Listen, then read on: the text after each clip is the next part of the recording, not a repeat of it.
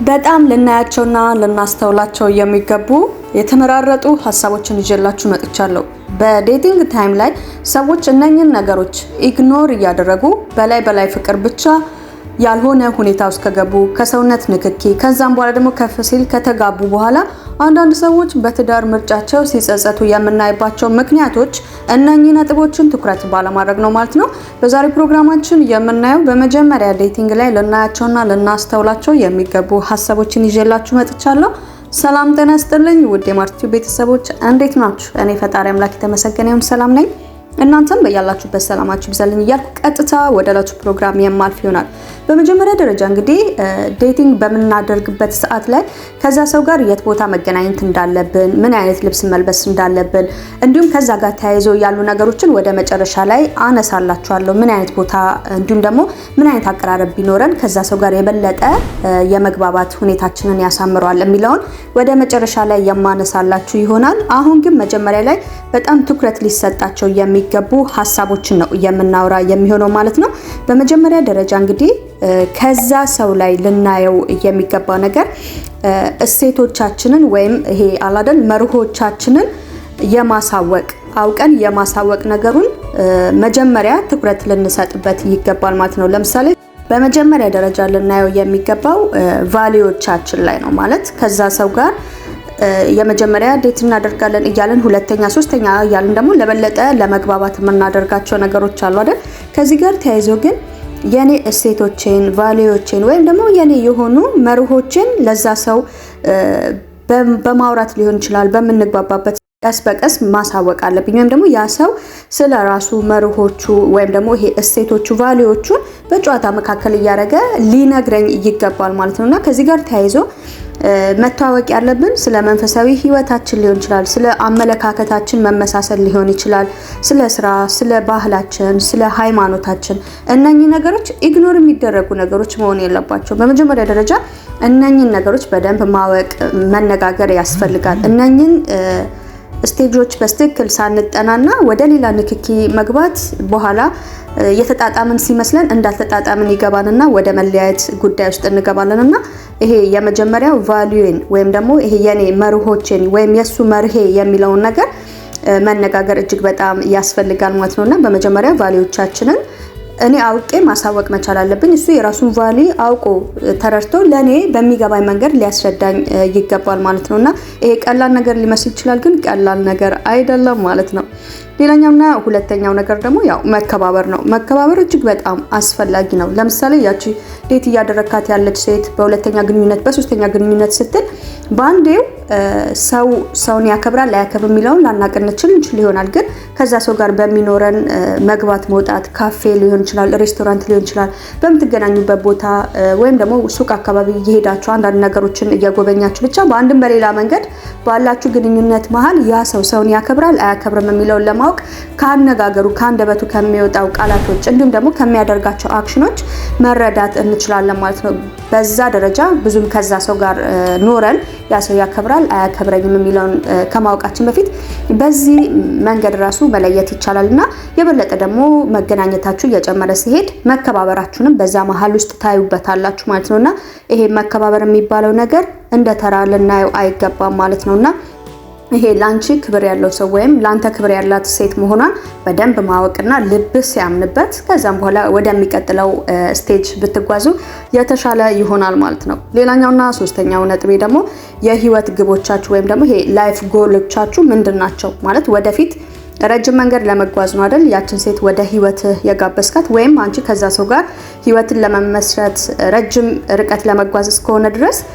ከዛ ሰው ጋር ምንድነው አንድ የሚያደርገኝ ነገር የሚለውን ነገር ማወቅ መቻል አለባችሁ። ህልሞቻችሁ፣ የህይወት ግቦቻችሁ ምን ይመስላሉ የሚለውን በደንብ ብታወሩበት። ለምሳሌ አንቺ ተማሪ ከሆንሽ በትምህርትሽ ተምረሽ ተመርቀሽ በእንደዚህ አይነት የስራ ሙያ ላይ መስራት ሊሆን ይችላል ፍላጎትሽ። እሱም እንደዛና ይሄ ግቦቻችሁ ላይ ፊቸር ላይ አንድ የሚያደርጋችሁ ነገር ምንድነው የሚለውን ነገር እጅግ በጣም ማወቅና መረዳት አስፈላጊ ነው ማለት ነው። እንደ ቀላል ልናያቸው የሚገቡ አይደሉም ማለት ነው። ምክንያቱም ከዛ ሰው ጋር ረጅም ህይወትን ልጓዝ እስከሆነ ድረስ የህይወት ግቡ ምን ይመስላል የሚለውን ነገር በጨዋታ እያነሳን ብንነጋገር እጅግ በጣም ይጠቅመናል ማለት ነው። በሌላኛው ነጥቤ ደግሞ ያስኩላችሁ የመግባባት ችሎታ ነው። ማለት ሀሳብን የመግለጽ ለሌላው እኔ ሳወራ ያ ሰው እኔን የማዳመጥ ችሎታ አለው ወይ ማለት አንዳንዴ ስናወራ ከዛ ሰው ምን እንዳለ ሳንረዳ ምላሽ ለመስጠት መሆን መቻል የለበትም ማለት ነውና በመናወራበት ሰዓት ያቺ ሴት ምንድነው እያወራችኝ ያለችው ምንድነው እየነገረችኝ ያለችው ከምን አንግል ነው ይሄን ነገር እያወራች ያለችው የሚለውን መረዳትና ያን ነገር ከልባችን ሆነን ስንሰማ ነው እኛም ከዛ ጋር ሪሌት የሚያደርግን ምላሽ መስጠት የምንችለው ማለት ነውና ይሄ የመግባባት ችሎታ እጅግ በጣም አስፈላጊ ነው ማለት ነው እና ይሄ ማዳመጥ ራሱ እኮ አንድ የመግባባት ችሎታ ነው አይደል ብዙ ጊዜ ይሄ ኮሚኒኬሽን ስኪል ስንል ግዴታ ማውራት ብቻ አይደለም የሰው ልጅ እኮ በአይንም ተናግሮ የሚፈልገውን ሜሴጅ መናገር ይችላል አይደል አንዳንድ ሰዎች አሁን ለምንድነው እንደዛ የምታየኝ ወይም ለምንድነው ያ ልጅ እንደዛ የሚያየኝ ብለን የምንል ከሆነ ያ ሰው ሳይናገር እኛን አናግሮናል ገብቷችኋል ብዙ አይነት ያነጋገር ወይም ይሄ የምንግባባባቸው መንገዶች ብዙ ናቸው ግዴታ በማውራት ብቻ ላይሆን ይችላልና ማዳመጥ ከልብ ረጋ ብሎ ማዳመጥ በራሱ አንድ የመግባባት ችሎታ ነው ማለት ነውና ከዛ ሰው ጋር ደግሞ ረጅም መንገድ ልንጓዝ ከምንፈልገው ሰው ጋር የሚያወራቸውን እያንዳንዱ ነገሮች በዲቴል እየሰማን ከልባችን ሆነን አዳምጠን ለዛ ነገር እኛ ምን ላይ ስንሰጥ አሪፍ የሆነ የንግግር ወይም ይሄ የመግባባት ተግባቦት ይኖረናል ማለት ነውና ሌላኛው ነጥብ ይሄ ነው የመግባባት ችሎታችንን ያ ሰው ሲያወራ እኛ በማዳመጥና ያ ሰው አውርቶ ሲጨርስ ለዛ ለሰማነው ነገር ደግሞ እኛ ምላሽ ብንሰጥ እጅግ በጣም የመግባባት እድላችንን ከፍተኛ ያደርገዋል ማለት ነው ሌላኛው ያስኩላችሁ ነጥብ ደግሞ ይሄ ስሜታዊ ብስለት ላይ ያለንን ነገርም ብናይ እጅግ በጣም መልካም ነው ማለት ነው እነኛ ሐሳቦች ማነሳላችሁ ዴቲንግ ላይ ስንሆን እያለ ደግሞ ሁለተኛ ለሶስተኛ እንደዚህ እያለ በተደጋጋሚ እየተገናኘን ስንመጣ ትኩረት ልንሰጥባቸው የሚገቡ ሐሳቦችን ነው ያጋራኋችሁ ያለውት ማለት ነውና በሌላኛው ነጥቤ ደግሞ ያስኩላችሁ ይሄ ስሜታዊ ብስለት ምን ያህል ያ ሰው ኢሞሽናሊ ማቹር ነው የሚለውን ነገር በተለያየ ጨዋታ መልክ ሊሆን ይችላል ከዛ ሰው መረዳት እንችላለን ለምሳሌ የሆነ ችግር ሲገጥመው ያንን ችግር የሚፈታበት መንገድ ምንድነው እንዴት ነው ጥበቡ ምን ይመስላል የሚለውን ነገር በንግግር ራሱ ከዛ ሰው ማወቅ እንችላለን ማለት ነው አንዳንዴ ግዴታ አብረን ስለኖር ብቻ ሳይሆን ለምሳሌ 3-4 ከተገናኘን በኋላ በጨዋታዎቻችን መካከል ራሱ አንዳንድ ሐሳቦችን እያነሳን የዛ ሰው የስሜት ብስለት የዛ ሰው ነገሮችን የሚያይበት የዛ ሰው ዓለምን የሚረዳበትን መንገድ መቃኘት እንችላለን ማለት ነውና ይሄ ስሜታዊ ብስለት እጅግ በጣም አስፈላጊ ነው ሰዎች በስሜት ሳይቀናኑ የሚገቡበት የፍቅር ግንኙነት በኋላ ያንን ነገር በአንድ ነገር ብቻ ነው የሚያዩ ለምሳሌ በሷ በኩል የሆነ ፋውል ቢያይ ያንን ነገር እንዲሆነው በዚህ ምክንያት ሊሆን ይችላል ወይም እሱ እንደዚህ ያደረገው በዚህ ምክንያት ሊሆን ይችላል ብለን የሆነ ቀኝና ግራ ከማሰብ ይልቅ ያ የተፈጠረውን ነገር እንደወረደ በእኛ አመለካከት በእኛ ስሜት ልክ ነው ለዛ ነገር ፍርድ የምንሰጠውና አንዳንዴ የስሜት ብስለት ሲባል ነገሮችን ከግራ ወደ ቀኝ ከፊት ወደ ኋላ አድርገን እንድናገናዘብ ነውና ነገሮችን እንዴት ነው የሚያየው የምታየው ብቻ በአንድም በሌላ መንገድ የሆነ ችግር ቢገጥማት ለዛ ችግር ያላት ምላሽ ምንድነው ችግሩ እሷን አጣጥፎ ይዛታል ወይስ ለችግሩ የምላሽ ሰው ነች ወይስ እሱ ለዛ ችግር ያንን ችግር እንዴት ይፈታዋል ወይም ችግሩን እንዴት ያየዋል በተለያየ ምሳሌ ይሄንን መውሰድ ትችላላችሁ ማለት ነውና ስሜታዊ ብስለቷ ምን ይመስላል ስሜታዊ ብስለቱ ምን ይመስላል የሚለው ነገር ልናቅና ልንረዳ ይገባል ማለት ነው በሌላኛውና በመጨረሻው ሐሳቤ ደግሞ ያስክላችሁ ዴት በመናደርግበት ሰዓት በተቻለ መጠን ጸጥ ያለ አካባቢ ፓርክ የሆነ ቦታ አለ አይደለ ይሄ ግርግር ያልበዛበት ቦታ ላይ ቢሆን የበለጠ የመነጋገራችንን ወይም ደግሞ አለ አይደለ ሐሳብ ለሐሳብ የመረዳዳት አቅማችን ከፍተኛ ይሆናል ማለት ነው ግን ይሄ ግርግር ሆቴል አካባቢ ላይ የምንገናኝ ከሆነ ያ ነገር ዲቴል ልብ ለልብ ለመገናኘት ሳይሆን አለ አይደል ዝም ብሎ ከላይና ብዙ መነሳት ያለባቸው ሐሳቦች ብዙ እሱ ስለኔ ማወቅ ያለበት ወይም እኔ ስለሱ ማወቅ ያለብኝን ነገሮች ከመነጋገር ይልቅ በጫጫታ መካከል ዝም ብለን ትርጉም የሌለው አይነት ታይም ልናሳልፍ እንችላለንና እዚህ ነገር ላይ ትኩረት ብንሰጥበት እንዲሁም ደግሞ ልንነጋገር ወይም ደግሞ የበለጠ ልንደማመጥ የሚያስችለን አይነት ቦታ መምረጥ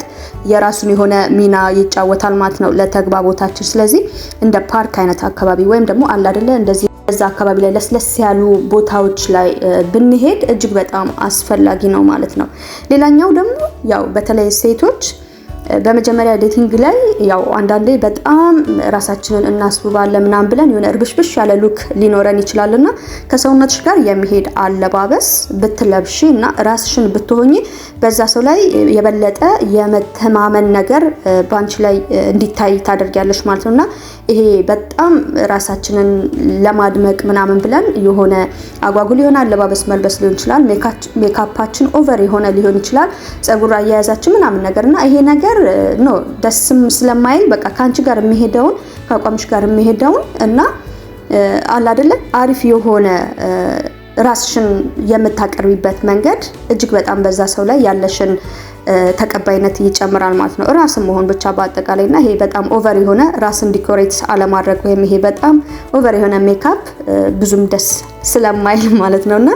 ይሄን ነገር ትኩረት ብንሰጥበት እጅግ በጣም መልካም ነው። ከዚህ ጋር ተያይዞ እንግዲህ ያው ከዛ ሰው ጋር ስንገናኝ በጣም ስትሬስ መጫር የለብንም። ምክንያቱም ያንን ሰው ለመተዋወቅ ከዛ ሰው ጋር አብረን ለመቀጠል የምናስብበት መንገድ እስከሆነ ድረስ አለ አይደለ በፈገግታ ያ ሰው በሚያወራውና ዘና በሚያደርግበት ሀሳብ ላይ ዘና እያለን ጥሩ ፊትን እያሳየን እኛም ሀሳቦቻችንን በመልካም መንገድ እየገለጽን የሱንም ሀሳብ ለመረዳት ብንጥር የበለጠ ተግባቦታችንን ይጨምራል ማለት ነውና ከዚህ ጋር ተያይዞ ደግሞ በዛን ወቅት ላይ በምንገናኝበት ሰዓት ላይ ያው ብዙ ጊዜ ሰዎች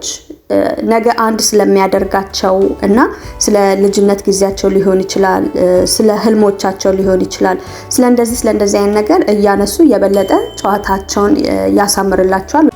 እንዲግባቡ ያደርጋቸዋል ማለት ነውና ይሄ የልጅነት ጊዜን ማስታወስ ልጅነቱ ምን ይመስላል፣ ልጅነትሽ ምን ይመስላል፣ የት አካባቢ ነው የተወልደሽ ያደግሽው አይነት እንደዛ አይነት ነገሮች የበለጠ ያግባቡናል። ከዚህ ይልቅ ግን ይሄ ስለሚያከራክሩና ይሄ ከባድ ስለሆኑ ርዕሶች መጀመሪያ እየተግባባን ባለንበት ሰዓት አይመረጡም እንደዛ አይነት ሀሳቦችን ማውራት ማለት ነው። ይሄ አከራካሪ የሆኑ ነጥቦችን ከማንሳት ይልቅ አለ አይደለ ስለ ልጅነቱ ሊሆን ይችላል፣ ስለ ልጅነቷ ሊሆን ይችላል፣ ነገ ምንድነው ሀሳቧ ፍላጎቷ የሚለውን ነገር ብናውቅ የበለጠ ለማውራትም ለመግባባትም እድሉን ይሰጠናል ማለት ነው። እነኚህን ነገሮች ትኩረት ብናደርግባቸው እጅግ በጣም መልካም ናቸው። ይሄ ፈገግታ፣ አይን ላይን መተያየት፣ በቅንነት ማውራት እነኚህ ነገሮች እጅግ በጣም የራሳቸው የሆነ ሚና ይጫወታሉ ማለት ነው። የእናንተንም ሀሳብ አስተያየት ብታሳውቁኝ ደስ ይለኛል። በቀጣይ በሌላ ፕሮግራም እስከምንገናኝ በያለንበት ቸርን ሰንበት።